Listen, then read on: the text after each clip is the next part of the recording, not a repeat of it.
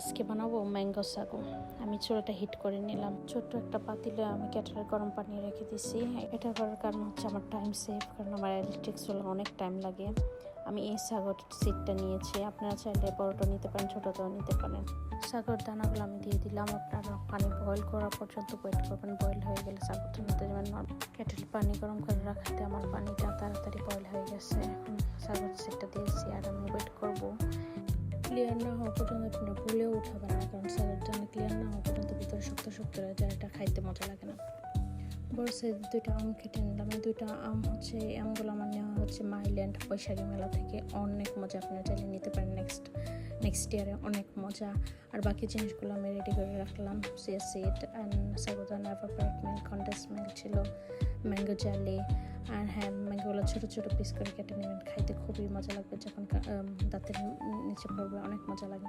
এখানে আমার হাজব্যান্ড আমাকে হেল্প করতেছিল এভাপোরেট মিল্ক ক্যানটা খোলার জন্য। এটা অনেক শক্ত অ্যান্ড অনেক জোর দেওয়া লাগে, এত জোর ভাই আমার নাই। সো ও আমার খুলে দিছে দুটা ক্যানে। অ্যান্ড এই কাটারটা সম্ভবত আমি টেস্ট করতে নিয়েছিলাম। এখন সবগুলো একসাথে মিক্স করবো। আমি চলেন দেখাই। এখানে আমি 1 কাপ সিড নিয়েছি, আর এই সিডটা আমি আগে থেকে ভিজিয়ে রাখছিলাম। আপনি প্লিজ আগে থেকে ভিজিয়ে রাখবেন, না হলে রেডি হবে না। 5 মিনিট ভিজিয়ে রাখলে হবে।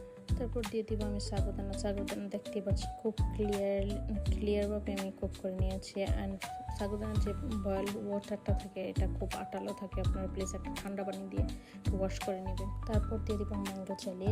এটা mango and passion fruit flavour ছিল, আমি টেস্ট করতে নিয়েছি। আপনারা চাইলে অন্য ফ্লেভার ইউজ করতেন, অনেকজন কোকোনাট ইউজ করে বা অন্য ফ্লেভার ইউজ করে, যার যেটা পছন্দ আপনারা ইউজ করতে পারেন। আমার মনে হয়েছে এটাই আমার বেস্ট অ্যান্ড আমার ভালো লাগে। ম্যাঙ্গো অ্যান্ড প্যাশন ফ্রুট দিয়েছি। পরে এইখানে আমি 1 ক্যান পরিমাণ এভাপোরেট মিল্ক নিয়েছি। আপনারা যদি 2 ক্যান ইউজ করতে চান সেই ক্ষেত্রে আপনারা চিয়া সিড, সাগুদানা অ্যান্ড কনডেন্স মিল্ক সব কিছু পরিমাণ বেশি দিতে হবে। এখন আমি অ্যাড করে দিলাম কনডেন্স মিল্ক হাফ। আমি কনডেন্স মিল্ক দিব বিকজ আমি এত মিষ্টি চাই না। আপনারা চাইলে ফুল ক্যান কনডেন্স মিল্ক দিতে পারেন, বাট এই ক্ষেত্রে বেশি মিষ্টি হয়ে যাবে। যে খাইতে পারেন বেশি মিষ্টি দিতে পারেন। আমি হাফ দিয়েছি বিকজ আমি বেশি মিষ্টি খাইতে পারবো না। অ্যান্ড দেখেন আমি মিক্স করে নিলাম সবগুলো একসাথে।